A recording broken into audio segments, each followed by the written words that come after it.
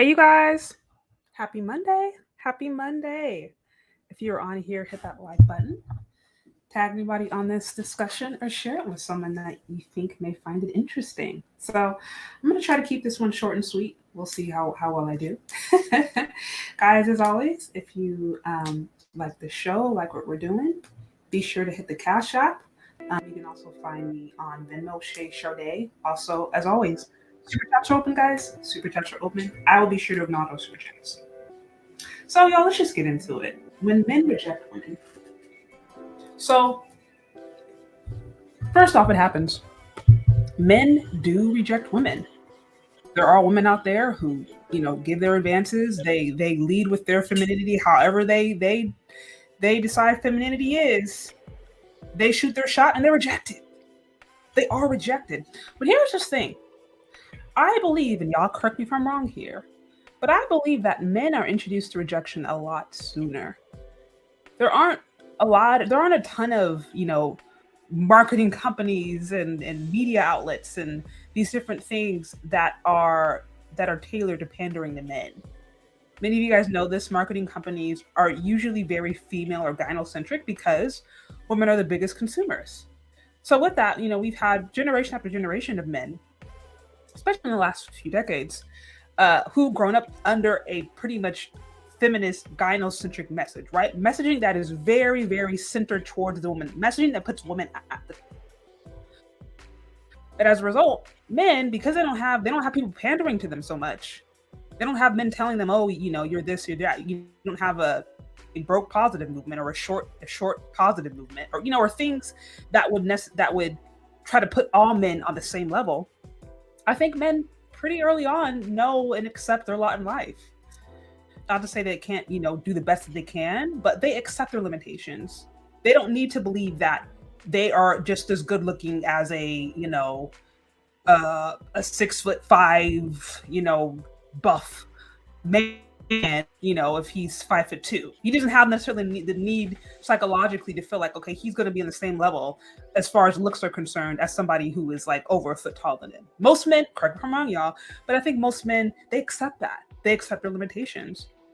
Not to mention that there is the expectation that men, they hunt and they pursue. Usually men are the one to, or have been the one historically to approach women, to ask them out, to pursue them, to, try to romantically get to know them. Like that falls on the man. Even proposing, even with this whole post-feminist era where men and women are equal and men and women can do the exact same thing. And, I am woman, hear me roar. Even with all of that, men are still expected to propose. Men are still expected to get down on their knees and propose.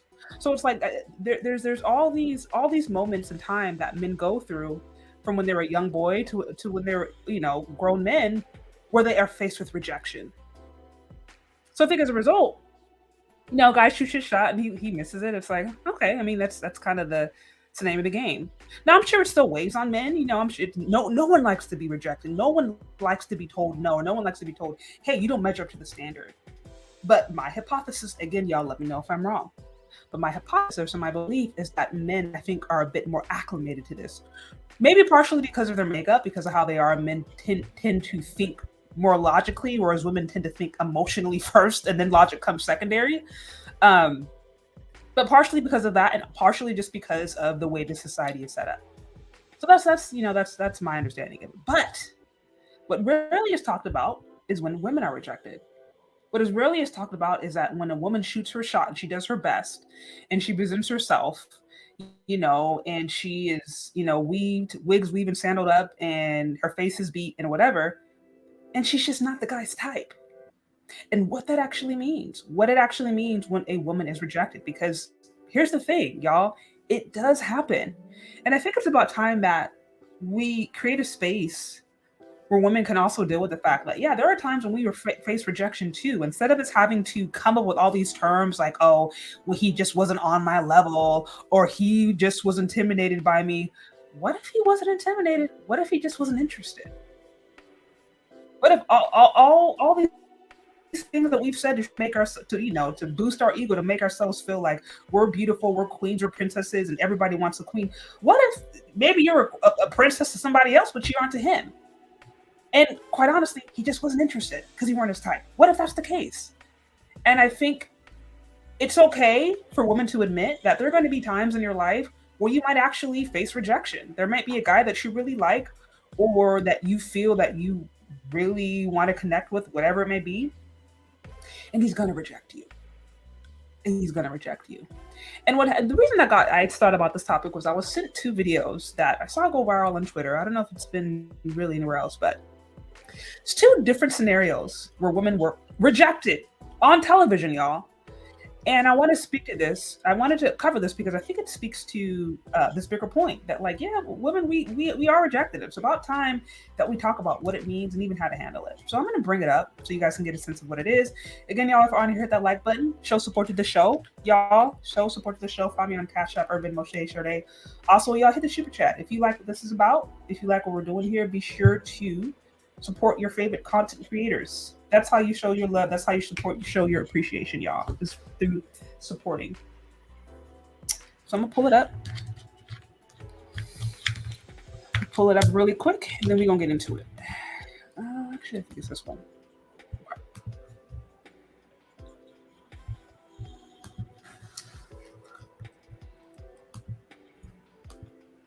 Wait, where are we at?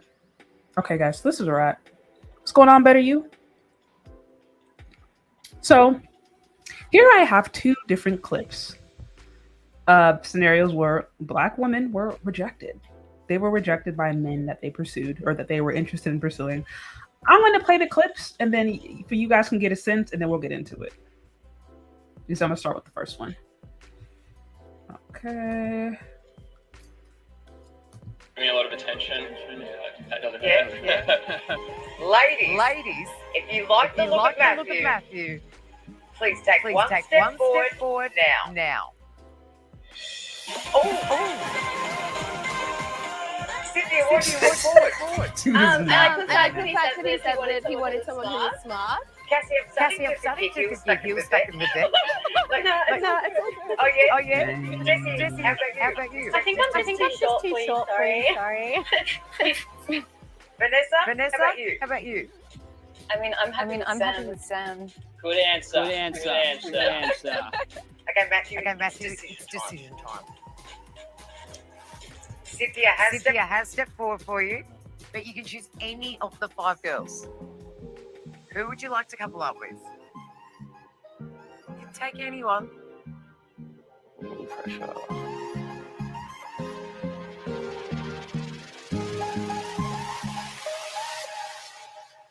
I like the look of Vanessa. Sorry, bro. No, Just to steal your girl, right? Yeah. Vanessa, how are you feeling right now? I don't know. I'm a bit overwhelmed, to be honest. Okay, I heard. Did you guys hear that? I'm seeing somebody say there's an echo. It's so hit or miss sometimes when I try to play these videos. Were you guys able to hear it well, or was it kind of echoey? Do I need to replay it? Let me know in the comment section. Y'all let me know. But basically, give you guys just a kind of a debrief of this short clip. Basically, I haven't seen this. Oh, y'all said it was an echo. Okay, I'll play it again. I'm gonna play it again. And this time, let me know if the audio is good. But I want you guys to watch the body language and just the whole setup. So I'm going to play it again. This time I'm going to try something new. And y'all let me know if you can hear it better in the comment section, please.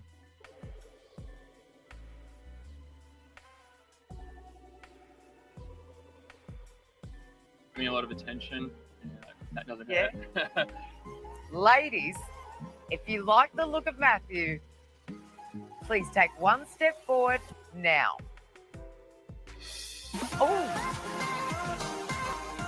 Cynthia, why'd you step forward? I like the fact that he said that he wanted someone who was smart. Cassie, I'm starting to get your heels stuck in the deck. No, it's all good. Oh yeah? Jesse, how about you?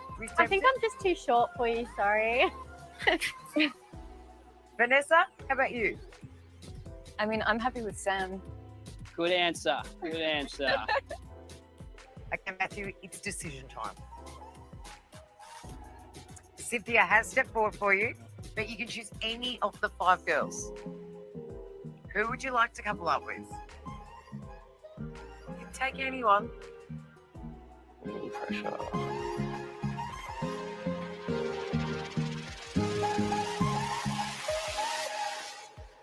I like the look of Vanessa. Sorry, bro. So you're choosing Just to steal your girl, right? Yeah. Vanessa, how are you feeling right now? I don't know. I'm a bit overwhelmed, to be honest. Y'all got the gist. Okay, now I'm gonna play the second one, and then we can get into it. Shout out to Mitho Nelson. I hope I didn't butcher that, but thank you for the $5 on the super chat. I see you've been doing YouTube for quite a while now, and you're still struggling. You need to get help getting it right. Jeez. Shout out for the 5. Hey y'all, if you guys want a better scenario, I get some more support. I can get a better setup. You know what I mean? This is a community effort. So I get more support, I'll get a better setup. Let me keep it pushing. You know, and I will say, like, it's like I said, it's hit or miss. Sometimes I don't know if it's proximity to the audio, but like sometimes I play and there's no echo, and sometimes I don't. This is why people have producers, but I'm not at that level yet, y'all. Hopefully, I get enough support as the channel grows. I can hire someone maybe who can help me do that kind of stuff. I'd love to, but until then, y'all struggle. Y'all, bear with me. Do the best I can. One woman show here. Okay, I'm gonna play this one now, and I'm gonna bring up the next one, and then we can go from there. Let's see. Okay.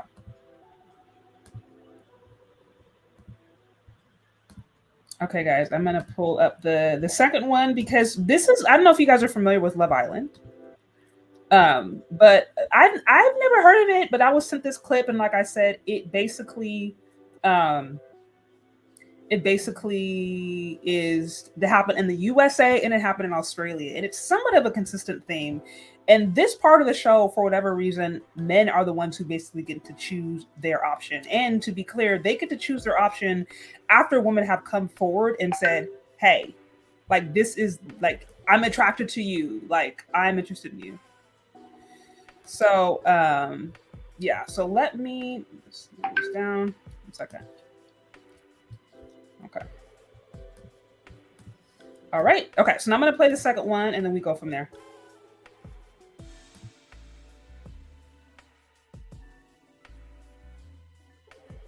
Okay, girls. If Andy is your type, then step forward. And it feels like so much. Serenity, step forward. So what are you going to do? Do you want to couple up with Serenity, or do you want to choose somebody else? It's completely up to you. I would love to couple up with Courtney. Okay. Okay. Courtney, are you happy? Yeah, of course. Okay, Andy, go get your girl. Let's go. Yay! Hi. Nice to meet you. Oh, goodness, you are beautiful. Thank you. So, I mean, Okay, girls. If Andy is your type, then step forward. And it feels like summer.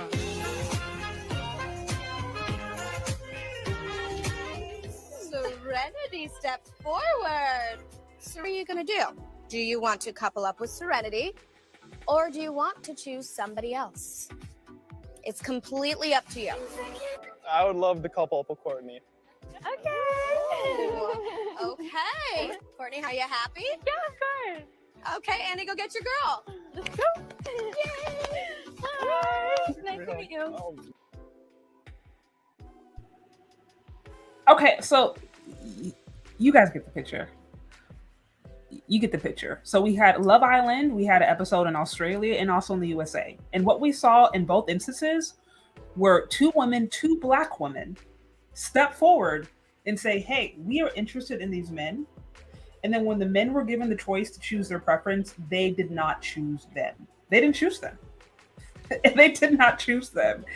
There's so much to unpack here. So in the first clip, y'all, I don't know if you remember the back of the first clip, where when dude basically, like when she stepped forward, when the lady stepped forward and showed that, like, let me see if I can zoom into his face for a second, because there's a part, let me see if I can find it, where she zooms in and he is not looking attractive. He's not looking like even remotely interested. Can I see it?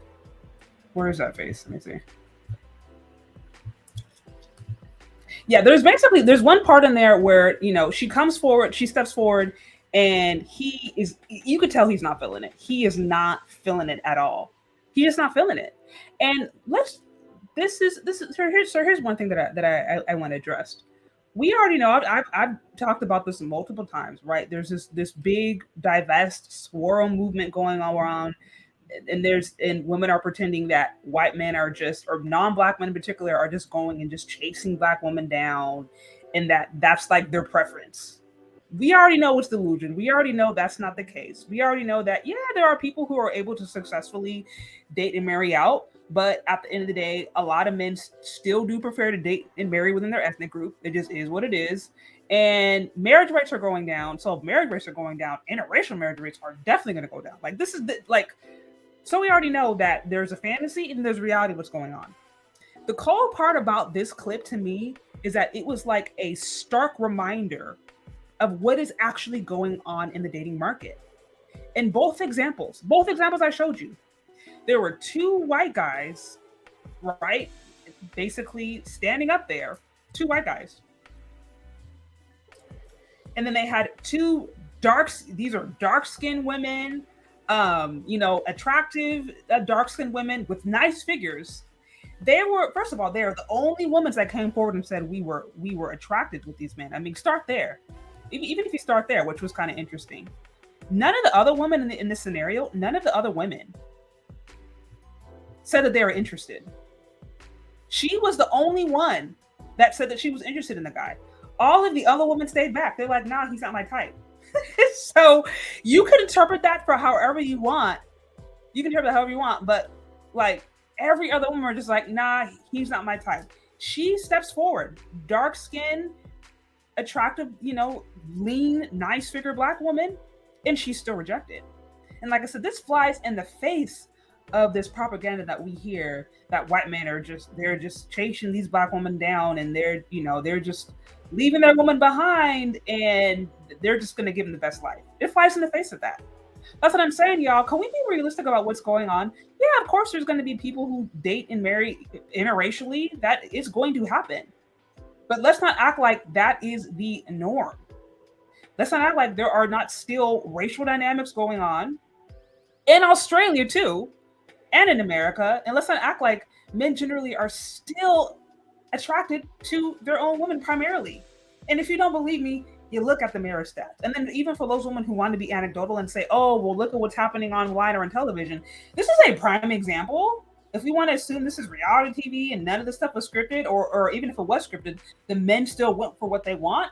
He made it pretty clear that she was not it. In both examples. Shout out to Kevin C. with the super chat. I see none of the women are unattractive, so it's down to compatibility, domestic skills, and personality. All ladies are nice, including the host. So I haven't seen the show. I have not seen the show at all, to be honest. So, it's hard for me to know, but yeah, so we already know 9 out of 10 white guys prefer Asian chicks over black chicks. That's what I'm saying. Can we just keep it real? Like, I'm really, it's not even that I'm upset that women want to date and marry out. I'm not upset about it. It's just more about the fact I don't like how they traffic so much in propaganda, because really what that does, it sets up women to be disappointed. Like in this scenario. Now, I don't know her background. I don't know the whole story. I don't know the context. I just know in both of these scenarios, these women were rejected on television. And we can't act like the racial dynamics were not at play, because they were the only black woman, the only black person in this cast, from what I can tell. And they were dark skinned, and they had, however, those ethnic features, however you want to put it. And they were rejected in television by both black women, rejected by white men. Incredibly embarrassing. And so like I said, both of these clips went viral, and to me it speaks to this bigger idea that just because a woman she thinks she can expand her options, wants to date and marry out, or even if she wants to date and marry intraracially but is going for a high value man, all those different stuff, there's still competition, and men still get to choose, and men can still reject you. And for some reason, we've kind of had to dance around this idea. We've had to dance around this idea that women don't also get rejected. And we come up with terms like level up, or, I leveled up, or, he was intimidated by me. He was intimidated by me. Or what's another one? He wasn't on my level, right? All this different stuff that at the end of the day, to me, is just like, the dude probably just wasn't interested. Not every guy is going to be interested in you. Even if you're an attractive woman, like, she's an attractive woman, lean, petite, easily, I guess top percentage as far as health is concerned, just if you look at her physique. So, she taking care of herself and she's still rejected. So like even more attractive women are going to be rejected because it's not just about looks, as Kevin C mentioned. There's compatibility, domestic skills, personality, all of that. I see Kevin C. It's difficult for beautiful women to get rejected in the company of other pretty women. They got to get attention all day long in everyday life. Exactly. And that's what I'm saying. I'm sure that took a psychological toll, for sure. For sure. I see Kevin C. says, the white women see white guys every day. So yeah. And another point, it's not going to be so much of a novelty because white women are like, well, yeah, I see white guys every day. So you can be a little bit more particular. But many of us black women, we've been sold into this idea that white is right, whether it is conscious or subconscious. And sometimes we'll just go for it. Even if within the white community, they're not necessarily considered to be as attractive. You know what I mean? Oftentimes we will be more lenient when we're dating out than when we are dating within our ethnicity. That's a whole nother conversation. That's what I'm saying. It's like both of these scenarios, beautiful black women, they put themselves out there and they were rejected. And this is what I'm going to say. It's like this is another prime example of the fact that, like, the dating and mating market is competitive. It truly is. And we got to get out of the idea that, like, we're beautiful queen princess and everybody's going to love us and everybody's going to like us. That's not going to happen. And not everybody that you like is going to like you back. Men understand this. I think women need to learn to understand this so that they can plan accordingly. Again, guys, if you're on here, hit that like button. Let's see if the dynamics are more about culture than race. I think both. I think both play a role for sure.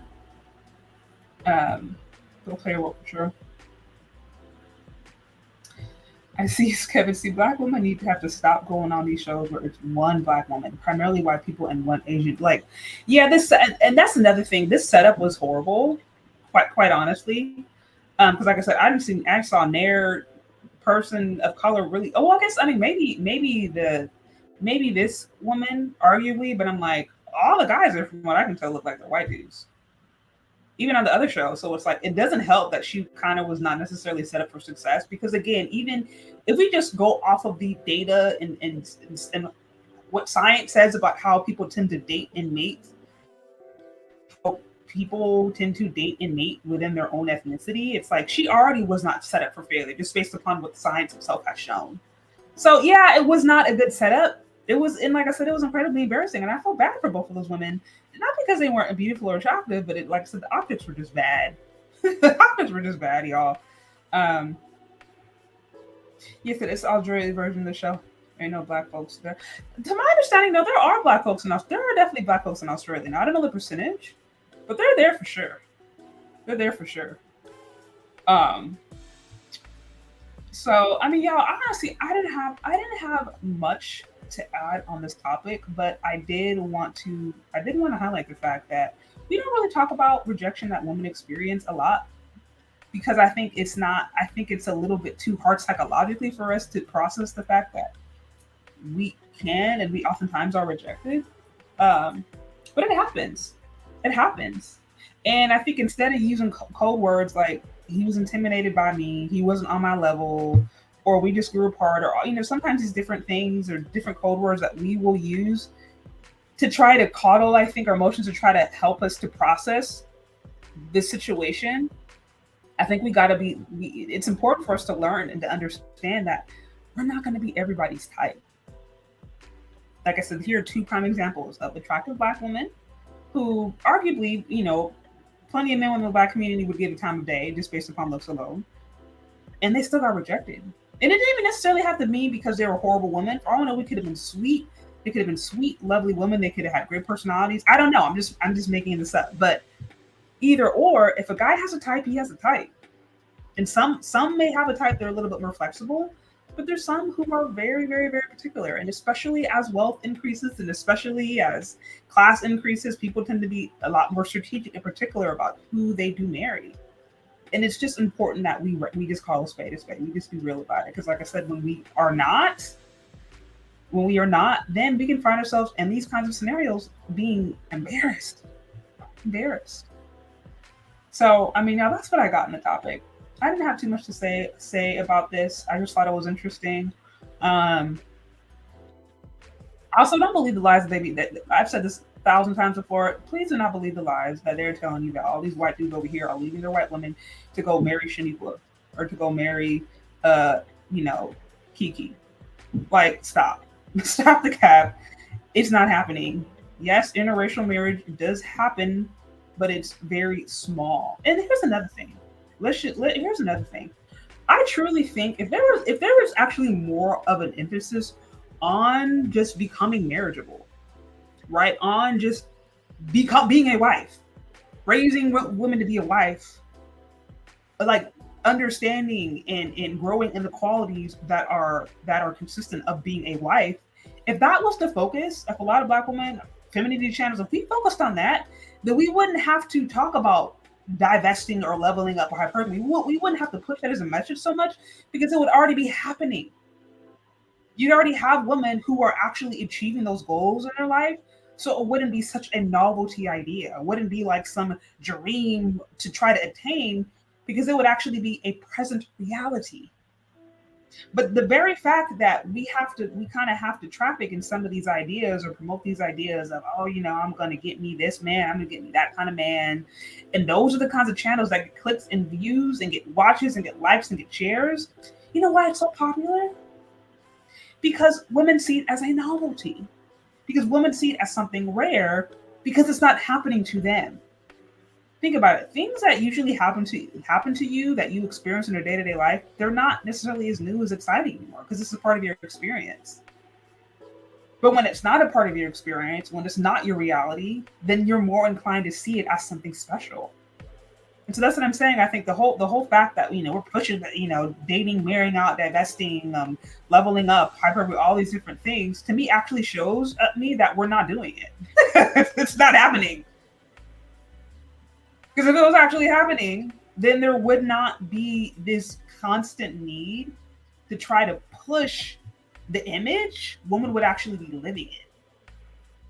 Or they would be actually teaching women what to do and how to do to attract those kinds of guys.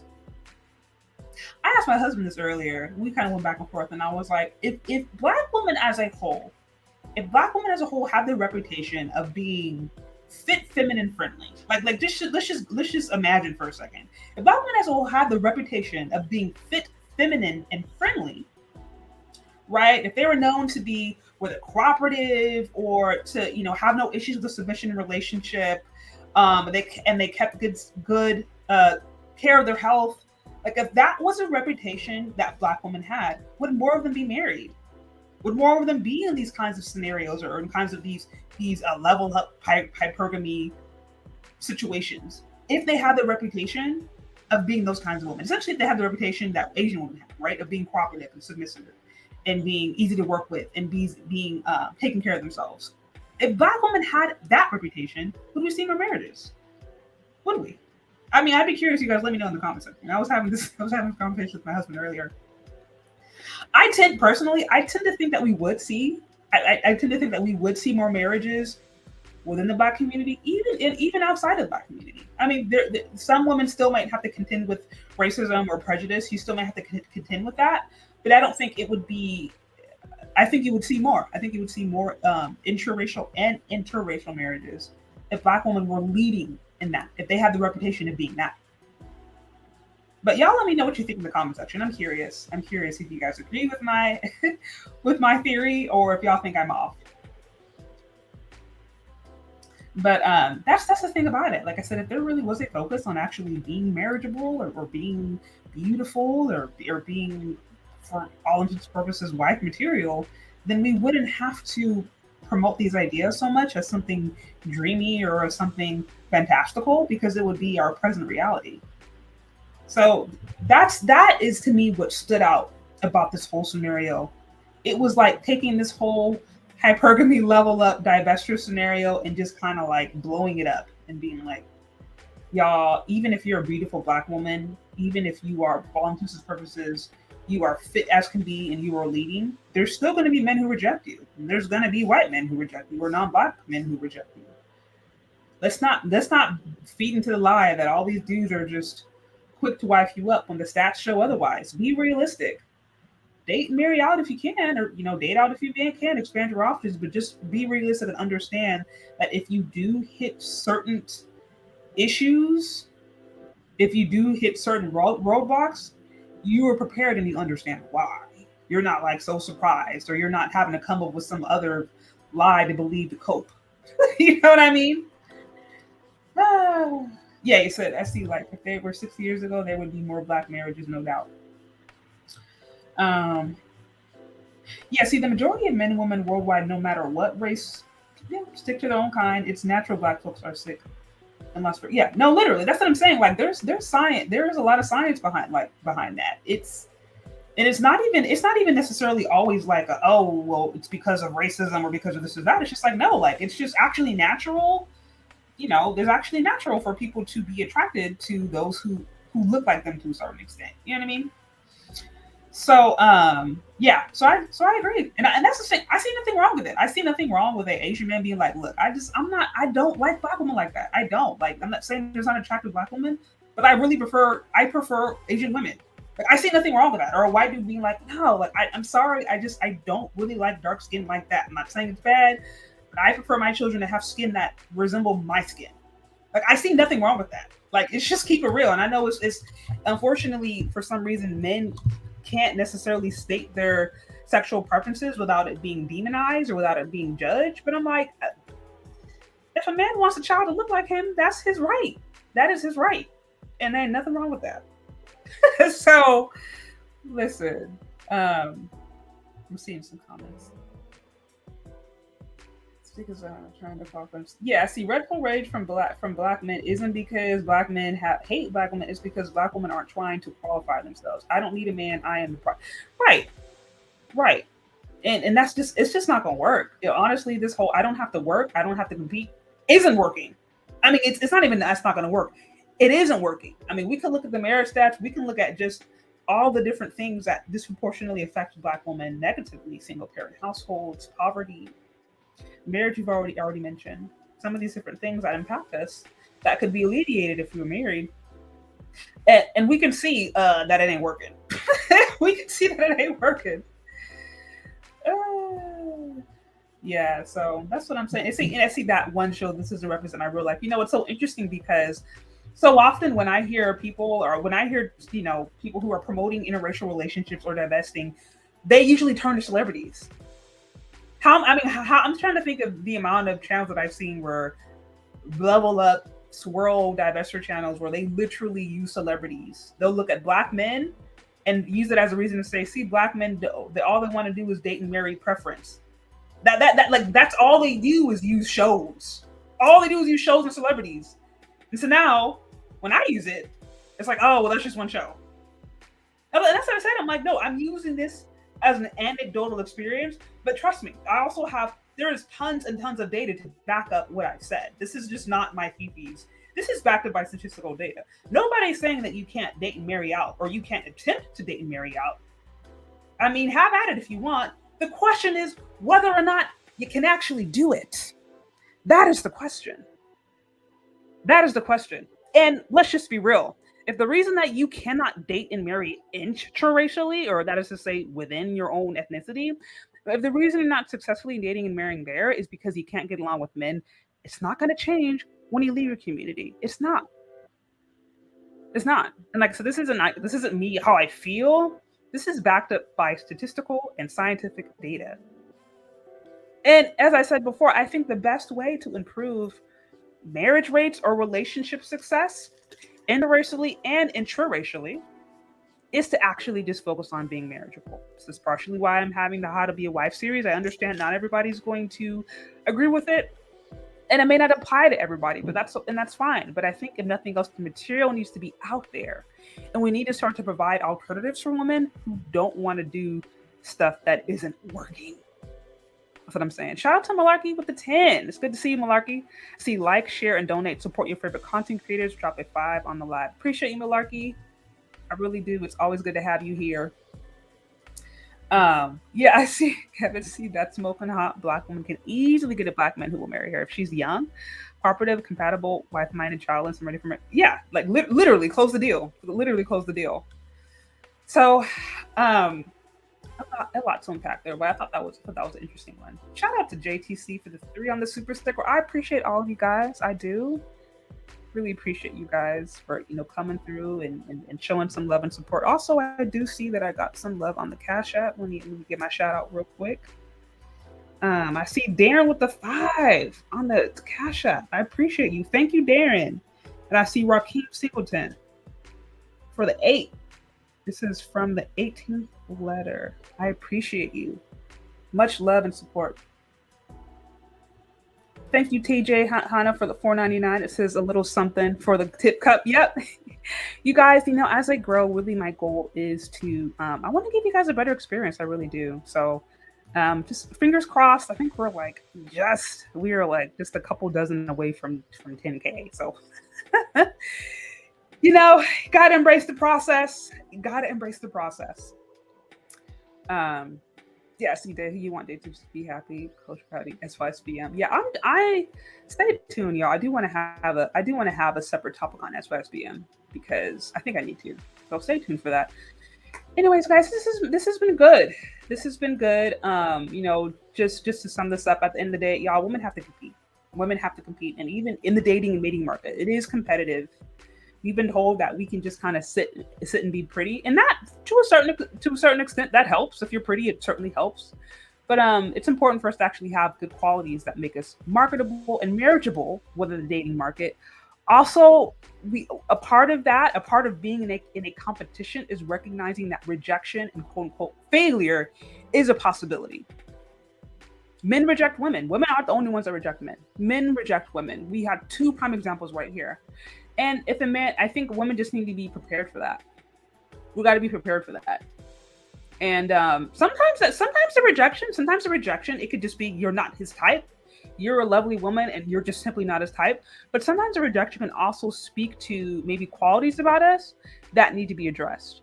And this is where, it's a situation by situation thing. You have to really know yourself and you have to be honest. But nevertheless, rejection goes both ways. And I think men are prepared for this. Women, I don't think, are as much prepared for this. But the sooner we can acknowledge that and the sooner that we can recognize that, it's a competition, that means that there's other people that, for lack of a better term, are other people that are competing for this guy's attention or competing for the attention of somebody I want. And not saying I need to be desperate per se, but I do need to put my best foot forward. And I need to be prepared that if somebody don't necessarily like me, that can be a part of it. That can be a part of it. So that's what I got. Why did I see? What do you move on then? I'm seeing some comments in here. I'm just getting distracted. Okay, yeah. So yeah, you guys, that's what I got. Definitely. Yeah, and I see yes, and we should move on gracefully. Yeah, move on gracefully.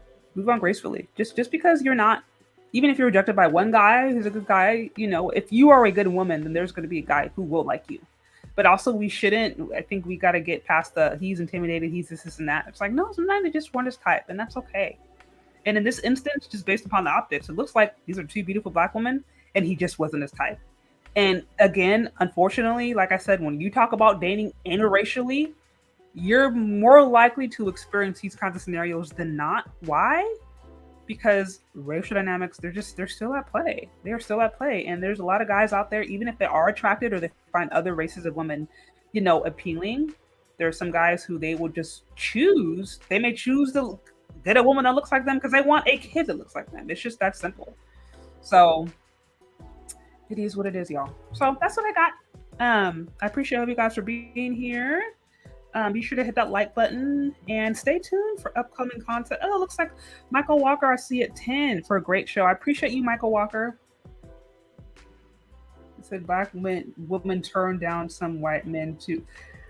I'm sure that happens. Now, I don't know to the rate, because my personal opinion, now this is just my opinion, but my personal opinion is that, when you date out, women date out, they tend to be a little bit more lenient.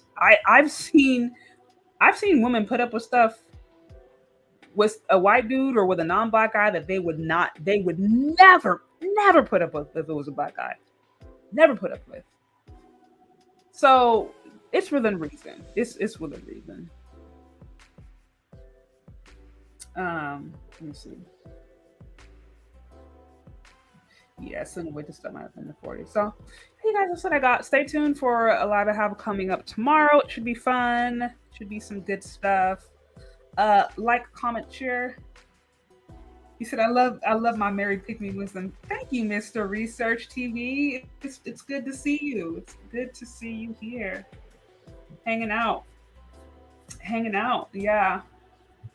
Well, guys, I mean, you guys are showing me such good support. If any of you guys want to call in for a bit, I have a few minutes. I appreciate you guys for showing some love. I do. I have a few minutes if any of you guys want to call in and share your perspective before I sign out for the night. So here it is. Call in if you want. Maybe drop some game that I haven't considered. And if not, tune in tomorrow, because I got a new live coming up tomorrow. So I'll wait for a little bit.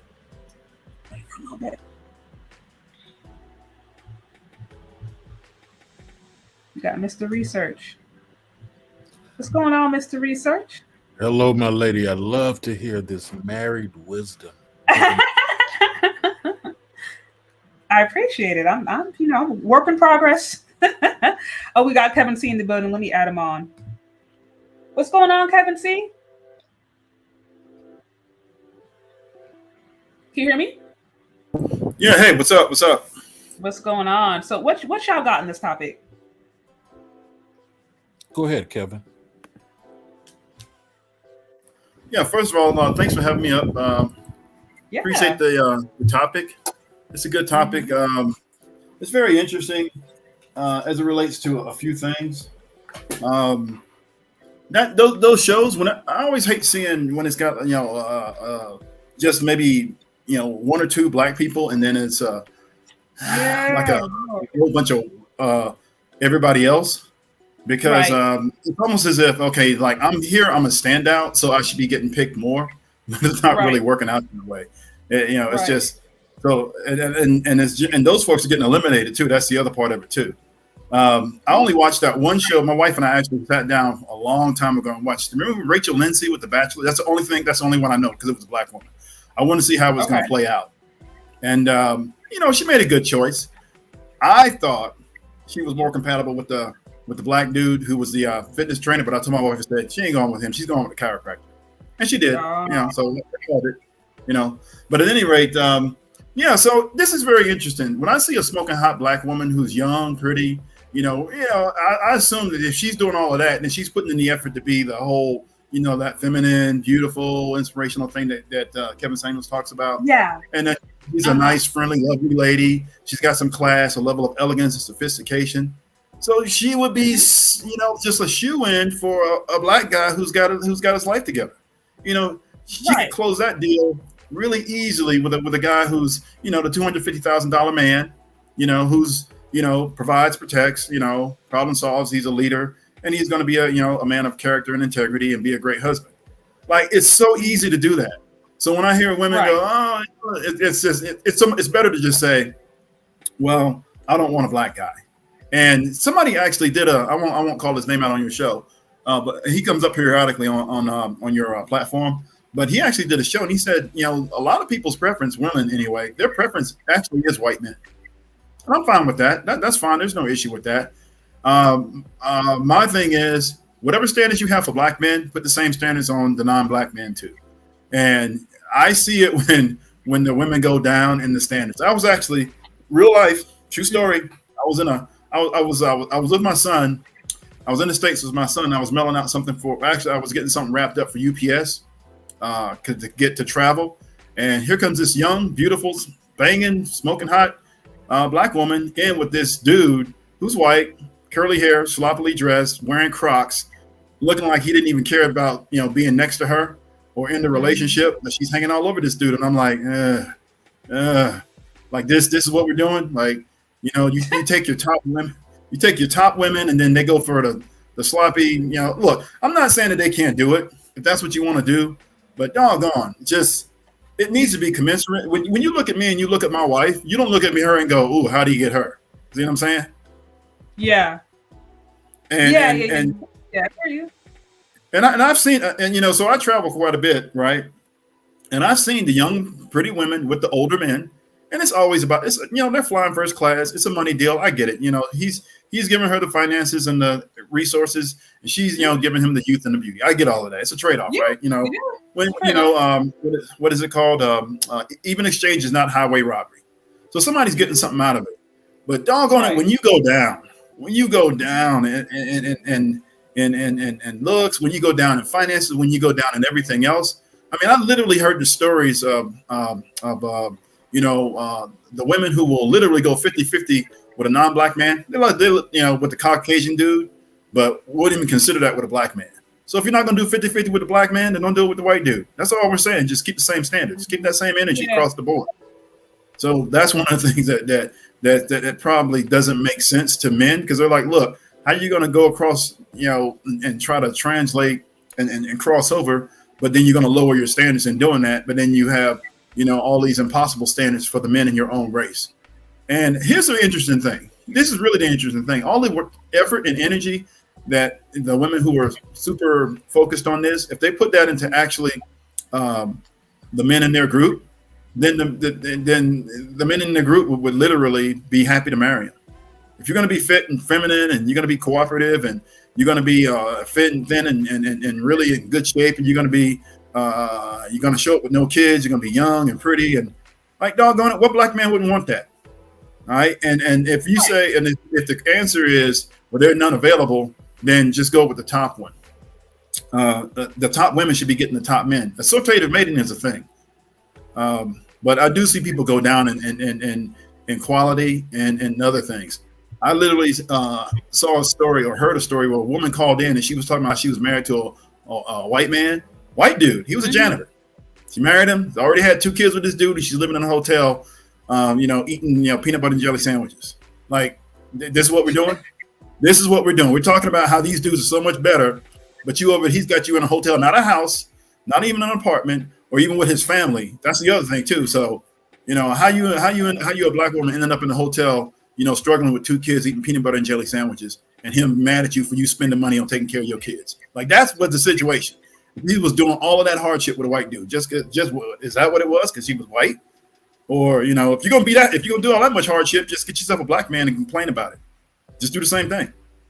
I don't know. It's just, none of this makes sense to me. It doesn't process in my military common sense mind. It scrambles my brain. It really does. But I'll go ahead and stop right there. I'll let somebody else talk. No, I get it. I mean, at the end of the day, I agree. You should have consistent standards, and that's my main gripe. With some of the swirl, the divest, all that is where the standards are not consistent, and quite frankly, a lot of the stuff is just illogical.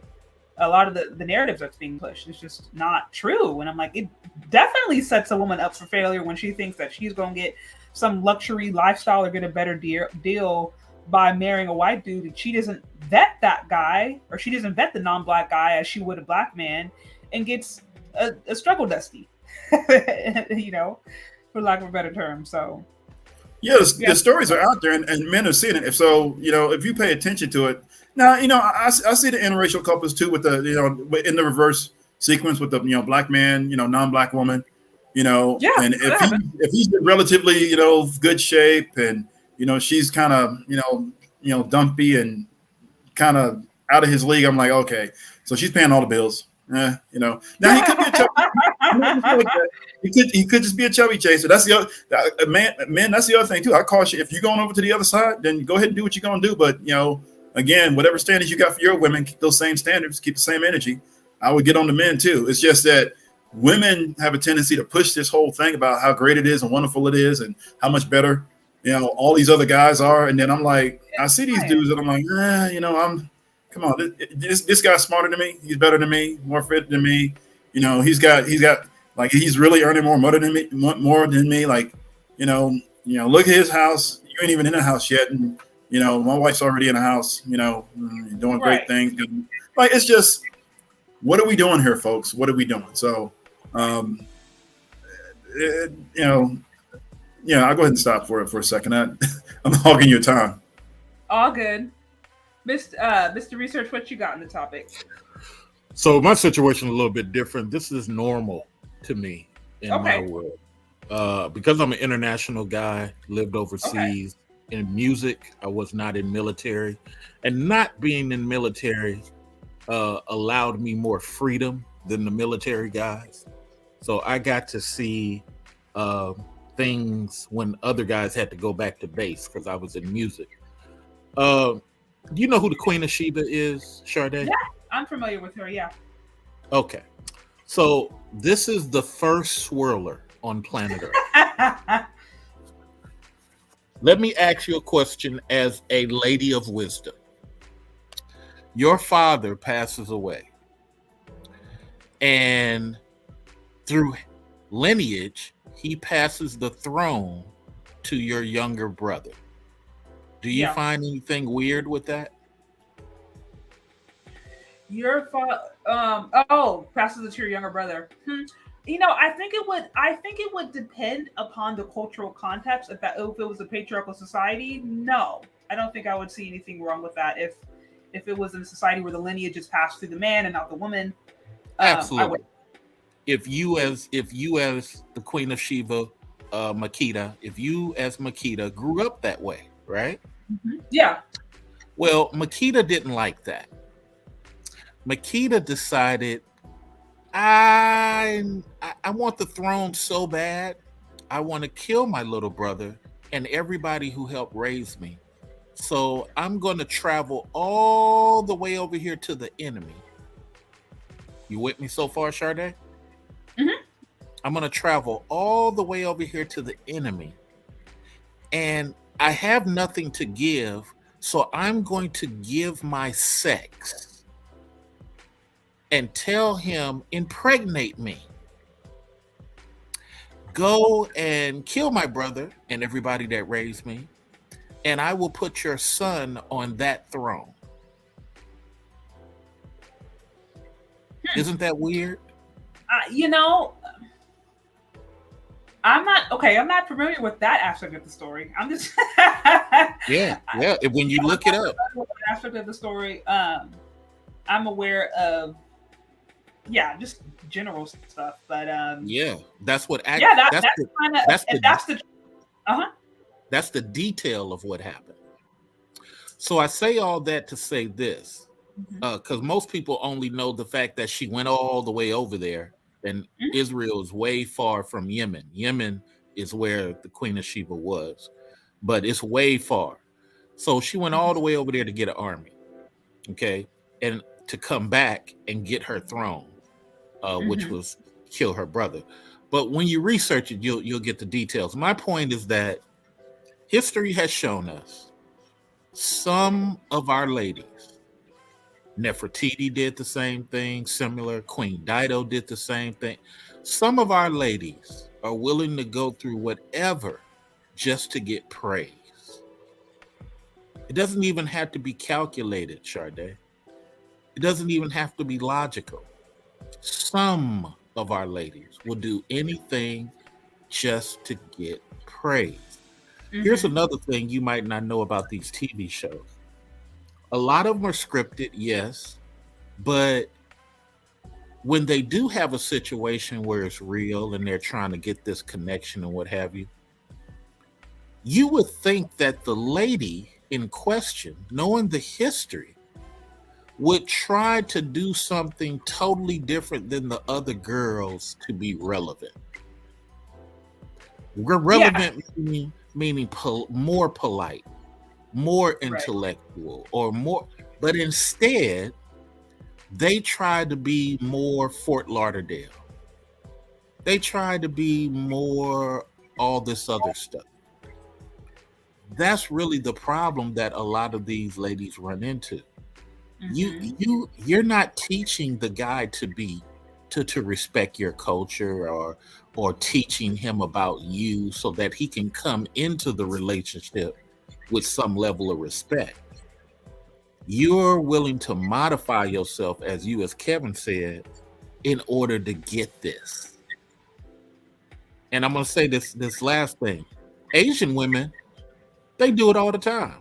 Latinas, they do it all the time. But what does that guy come out with? He comes out understanding Asian culture more. He comes out understanding Latino culture more. He doesn't just get his fetish for free. And there's too many of our ladies doing that. And to Kev's point, even some of the dudes are not the best at leading some of these non-black women they get with. Some of these dudes is crying like Tim Duncan in court because you wasn't a good leader in the beginning. People who do this stuff have to realize these other cultures are set in stone on how they operate. When you go interact with them, you're going to learn what every white man has learned when he thought he was going to go get an Asian woman and boss her around. And he brings back a tiger mom to America, and you see him pushing a stroller while she's walking in front of him. You see it quite often. See it quite often. So yeah, this is normal for me, because a lot of us, especially in the black community, we try to make this stuff seem glamorous. This stuff ain't glamorous. This is culture versus culture. And if you get in one of these relationships and you don't understand the culture, you'll be with somebody who's like, hey, I dare you to divorce me. Right. No, it is important to understand culture.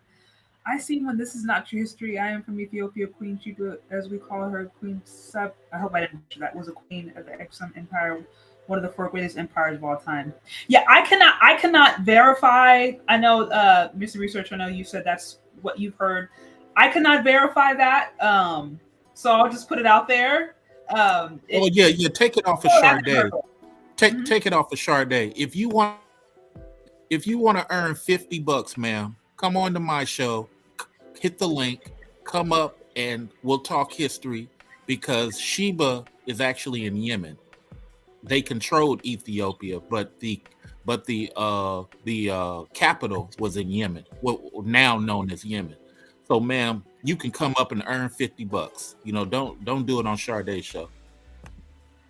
Yeah, I'll leave that to, definitely, since I know you're the one that brought up the information. So I don't want to speak on something I don't know, because I understand, especially when you're talking about people's culture, you want to be sensitive. So yeah, King Solomon and Queen of Sheba were black. Yeah, I know there's definitely I mean, that's a whole other conversation. Yeah, a whole other conversation. I only brought it up. I only brought it up to say that some of our women will allow themselves to be weaponized. Queen Dido did the same thing. Queen of Chad did the same thing. Some will allow themselves to be weaponized, and so it is what it is. I don't want to derail your chat, because that's why I invited that lady to come on the show, earn the $50, and that way she don't have to type that stuff in the chat room, because it wasn't about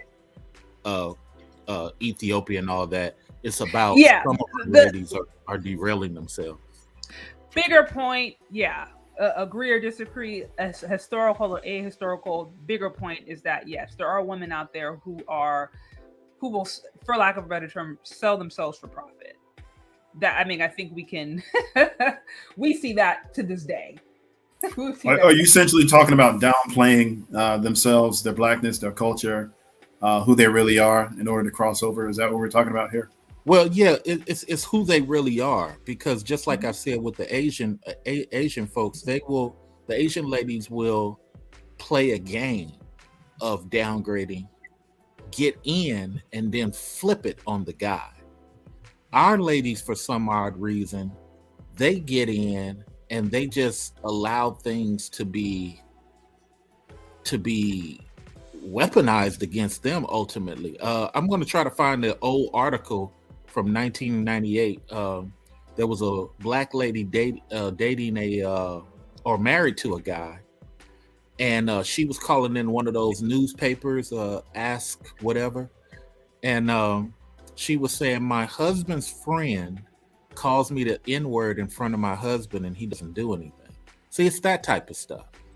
Yeah. That they're willing to conform in order to say, at least I'm not with a black guy. You know what I'm saying? Yeah, but you can't upset the apple cart, because now you don't know how that's going to play out. You don't know whether you're going to get rejected. He'd be like, look, you need to be quiet and sit on over there and do what I tell you to do. Right. But it's very interesting you said that about the Asian women, and this is no, actually that I guess it's a bait and switch, but it's a bait and switch in actually a good way, meaning that as long as she's running that household for the benefit of you, the children, and it's all positive and productive, then I don't see anything wrong with that. Yeah, but that's not the culture. See, and that's not the culture. The culture is she's running that household and running you for the sake of her family back home. Oh, yeah. Okay, yeah.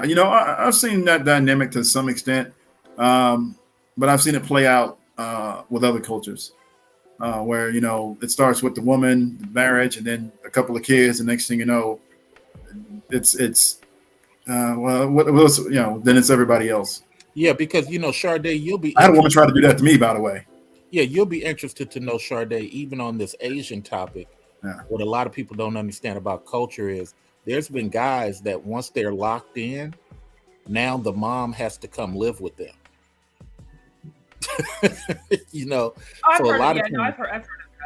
Yeah, so a lot of times, some people don't understand these international things, and I'm gonna give the mic back to you, Sade. But I just think that when it comes to these shows, the lady should really be trying to find the excellence part of her rather than doing, it's sad. I was watching F-Boy Island, and you had a lady, she was doing well as a black woman, and all of a sudden she flipped and started being a degenerate. And the more they patted her on the back, the more degenerate she started doing. And it was like, well, there go class. It's out the door now. Interesting. Well, no, that's a good point. What's going on, Mr. Z, Black in Effect? I'm going to have to wrap What's going on, this Shay? up pretty soon because it's dinner time for me. But I wanted to give you the chance. I won't run my mouth too much today. So this is what it is. Okay, so I saw the clip. Look, man, we know what it is. The sister cute. She built right, cute dark skin. The other sister that was on there, cute dark skin. Hey, well, it is what it is. Okay, so this is what we saw, right? So the clip where she put herself out there, she was the one to put herself out there, and then got summarily got rejected for the sister. Well, I said sister, the white girl with the big hoo-has. Anyway, so that's sad, but look, we know what country we live in, what society we live in, and what these people tend to want or what they find appealing and attractive. And as more and more Black women exit the Black community, they will understand begrudgingly what rejection looks like from these non-Black men.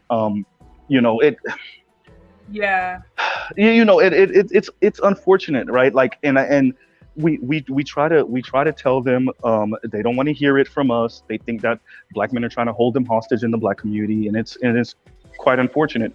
And I wanted to say to Kevin, say my name. It was me.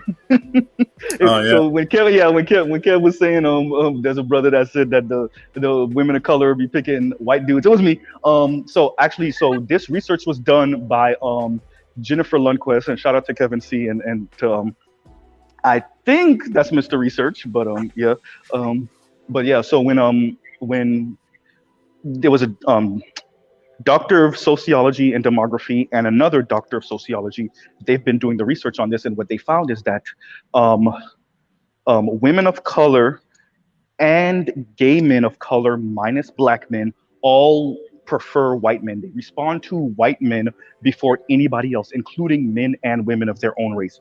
The only group of people that don't, once again, the only group of people that don't respond to white men first are black gay men.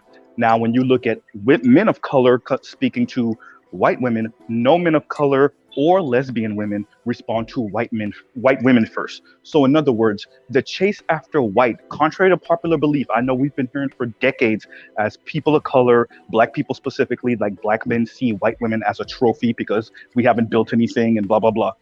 But when you give people the anonymity of the internet and online dating, what we find is that women of color do have a way of seeing white patriarchy, and they actually go after that. And what Dr. Bugs found is that these women really have a thing for white men with beards, right? So white men with beards, that shows a level of authority, a level of age and wisdom. So this kind of goes to this conversation of women of color putting themselves out there in a way for white men that they would not put themselves out there for either the men of their own race and not for black men, right? So once again, it's interesting how we in theory speak against patriarchy, but in actuality, what you find with women of color and white women, by the way, is that they obviously prefer white men who are the king of patriarchs, duh. So I think that's interesting. But, I don't blame the young lady necessarily for putting herself out there with the white dude. But it was embarrassing. I did get secondhand cringe watching her put herself out there, and then he said no to her and shows somebody else on camera in front of everybody else. That, as a black man, it is cringy, right? Because like I said before to you and other platforms, black people and other people of color, in many ways, it looks like we're begging white people. It looks like we think we're going to find our humanity in the middle of their legs. And it's a remnant to me of colonialization and like the white draping of the planet. It really is cringy and disgusting. That's all I got. Thanks for weighing in. No, thank you. Diminishing yourself to actually cross over versus actually being who you really are. Look, there's some women who are getting it done, and I hate to bring up celebrities, but the woman married to Steven Spielberg, she's an outstanding woman in her own right, and she actually gets him to do black causes, make black movies, and actually contribute to black organizations. Like she's doing it. So I'm not mad at her for that. But I mean, diminishing yourself just to get that acceptance and crossover, you would literally tell the same guys in your group, I gotta be who I am. I gotta don't put baby in a corner. You can't stifle me. I gotta spread my wings. Okay, we'll do all of that stuff, but do it everywhere. Be consistent. I mean, isn't that the sign of power though, Kevin? The power to have somebody change themselves for you in a way that's so great they don't even realize they're changing themselves for you. Like that, to me, that is the power of what we think when we think of white dudes. Now we know the median income for men is something like 40 grand a year. White dudes, the average white dude is not some super baller. He's living, the life of Roseanne or the Connors. We know that. But if black women and Latina women and Asian women see white skin, white men, white patriarchy as something to be covered by, right? Something to be sought after, then they will break themselves for white dudes. And I understand, I get it, but then we're going to have to change the conversation that we've been having for decades about men being insecure about their masculinity, primarily men of color, primarily black men, right? Being insecure about their masculinity and seeking to use the accoutrement of white patriarchy and to have the symbols of success that white men have left. And we're going to have to actually start speaking about women of color, black women's insecurity in a white patriarchal society where maybe they're not fighting patriarchy. Maybe there's a handful of black feminists, but for the most part, maybe black women aren't fighting white patriarchal norms the way we always said they were. Maybe they're actually trying to get down with that shit and to be the face of white empire, right? The softer colonizing face of white empire. We see that with, and I'll really shut up after this. We see that with how Black women are being promoted, especially on the left side of the political spectrum, right? Because this, the world sees America as a pretty racist society. If you wanted to show that you're not, then of course you would elevate the Oprahs of the world and the Kamalas of the world and the Ketanji Browns of the world. And actually, especially the fact that Ketanji's married to a white man and Kamala's married to a white man, that's a way of saying, no, we're not racist. And we've incorporated Black women into the colonialization project and process. And, I think there's a lot of Black women that they don't have no fight in them. These are not the Black women from the Black Panthers anymore. These are Black women just wanting nice stuff, like Shay covered a few days ago, Black women in luxury. They don't want to fight nothing. They don't care about injustice. Just give me the nice house and the Benz and stuff. And if white men are the ones that they think can provide it more readily than everybody else, then that's where they are. And I'll pause right there. So we're not going to get no more Asadas, no more Asada Shakurs, Afeni, and Asada and Afeni is out the door. Ain't no more Tupac either. They're out the window. I mean, no, I'll take my wife. She's good. Shay's tracking. I saw your photos too. Really nice photos and all that other stuff. Yeah. Beautiful wedding photos, Shay. The life of a mammy. Yeah. I mean, hey, you see what I'm saying? Hey, one other thing, and then I'll take off. Because I know you need to close this out. So this brings up another point. So I didn't want to shout you out, Mr. Z, because I guess you heard me, call you out, and you popped up and said, "Yeah, that was me." But I get it, Kevin. It's a good point, and the reason it's a good point is that this goes back to a woman's dating past, right? So if her first priority is white men, non-Black men, whatever, everything but Black, and then she comes to you, now basically you're choice number 3 and 4. And I'm gonna tell you something. If you marry this woman, you're gonna suffer for it. You're gonna suffer for it. So now it's not just, looking at a woman's sexual past. It's what's your dating history, your interracial dating history. Do you even have any, and all this other stuff and everything else? What is your true preference? Like these are legit questions that men can ask, and and women, if you're looking to get married, you got to be able to answer that honestly with some transparency and honesty. And dudes are that's just another reason for you to be rejected. So if you really wanted somebody else, but you couldn't get that person, and then you settle for the Black man just because, well, I can't get the white man I want, then I don't see how that's a good deal for the Black man. It's not. Men want to be, if you marry somebody, you need to be top choice. Top choice. Agreed. Period. Not second, third, or I gotta settle because that's the kind of marriage you're gonna get. I'm gonna tell you that's what you're gonna get in that marriage. I've literally seen a woman complain in front of her husband because she military guy, right? She really wanted to marry an officer. She couldn't get an officer. She got a non-commissioned officer, which is a sergeant first class, master sergeant, and that's nothing to sneeze at, right? She really wanted the commissioned officer. Couldn't get him, couldn't pull it, couldn't swing it. But she didn't hate him, but she was miserable with that dude, and you could see it in how she low level of contempt, how she responded to him, how she interacted with him. I'm like, man, I felt bad for the dude. And because he was really into her, like she's the first choice for him. He's choice number 4 for her. Yeah, that's sad. And I'll make my closing now, Shay, too. I want men in general, men of color specifically, and then Black men even more specifically. There are women that they cannot have their femininity validated by anything other than a white man, preferably a rich or upper middle class white man, because of the way they view the world, right? And what they want out of their life.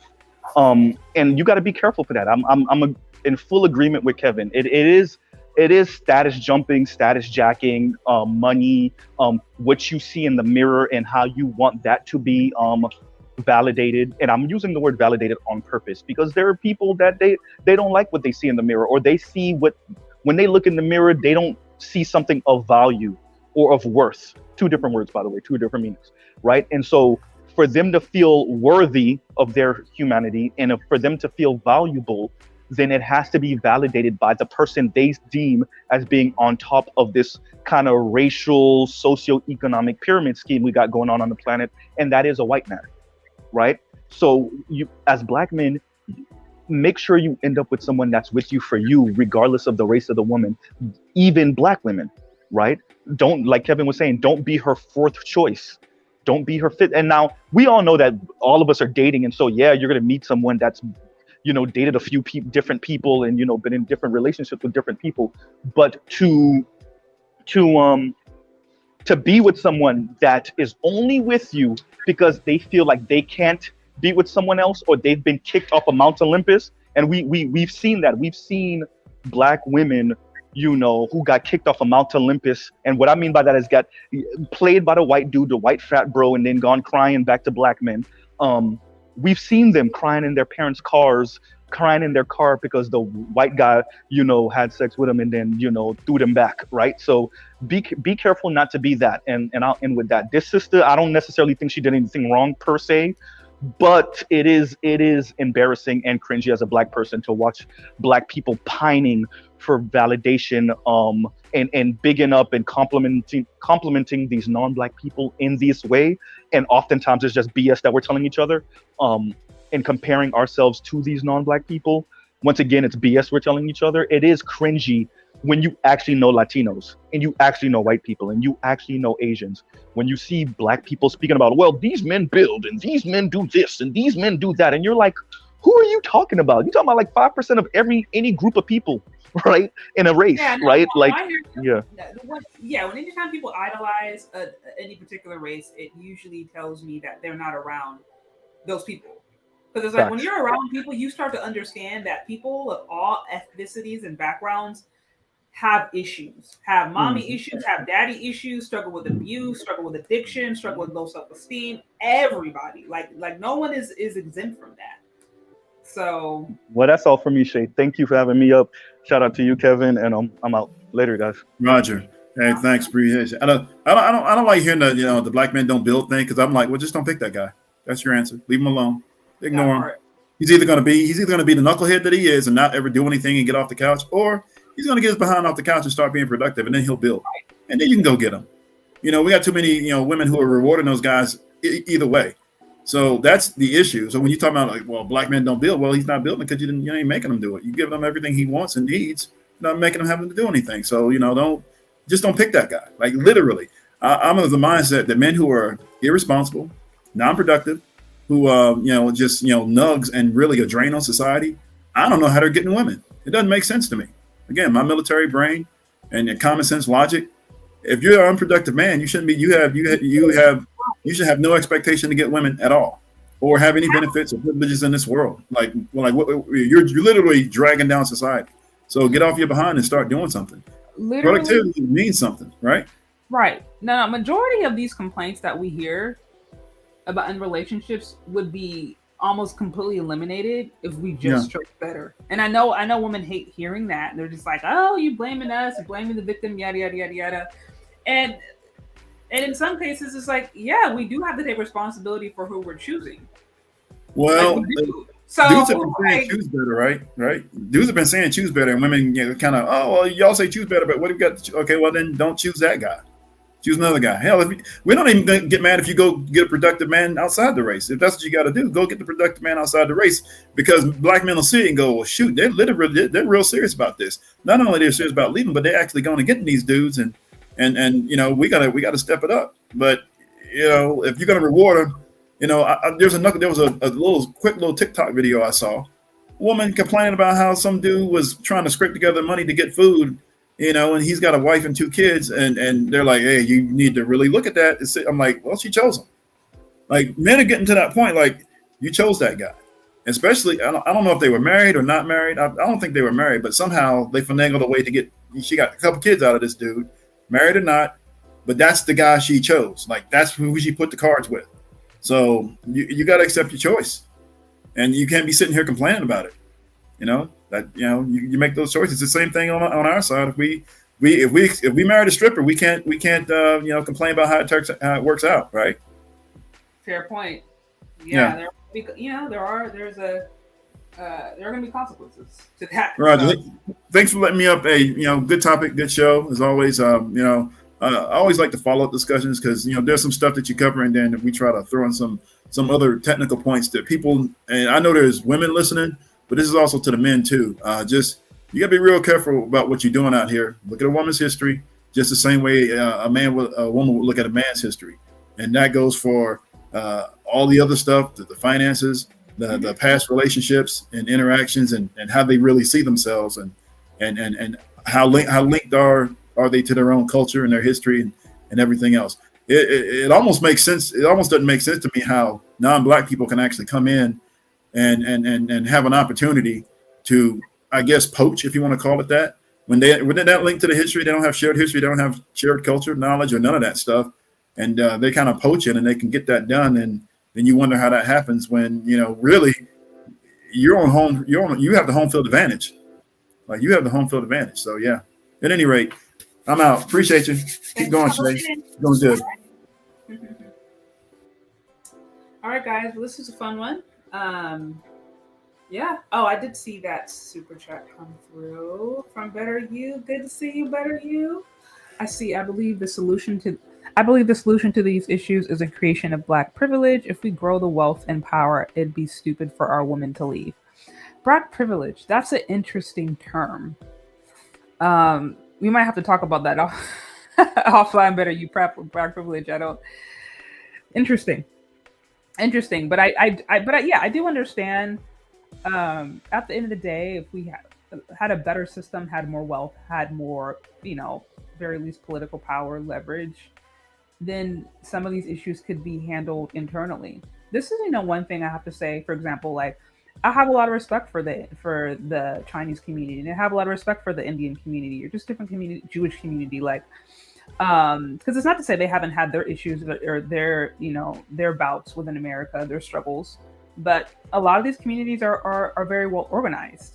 They have a strong political plan. They use group economics. They work together. They have their own businesses. They have a different support system to where even if one of them does come up against institutional racism or different challenges that would impact them based upon cultural issues, it's like they have a pretty strong system.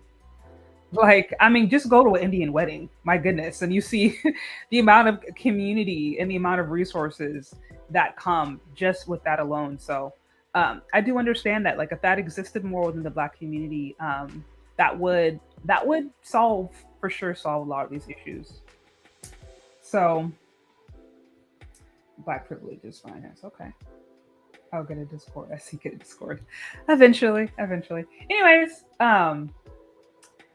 this has been fun, guys. Stay tuned. It's creating economic and social empowerment measures. Okay, got it. Okay, yeah, that makes sense. Yeah, so basically what I just described, essentially what other cultures, communities are doing, right? They interact with the world, but they still have different things that are reflective of their culture. Chinese still go to Chinese school. Mormons, sometimes they still go to Mormon school. Jewish people, they have their own school. So essentially, yeah, you having your own cultural tradition and practices and resources so that you can empower your community. Makes sense. All right, guys, this is good. Yeah, hit the like button if you haven't already. Share it if you found this interesting, and stay tuned for other upcoming content. And yeah, guys, we'll talk later. Bye.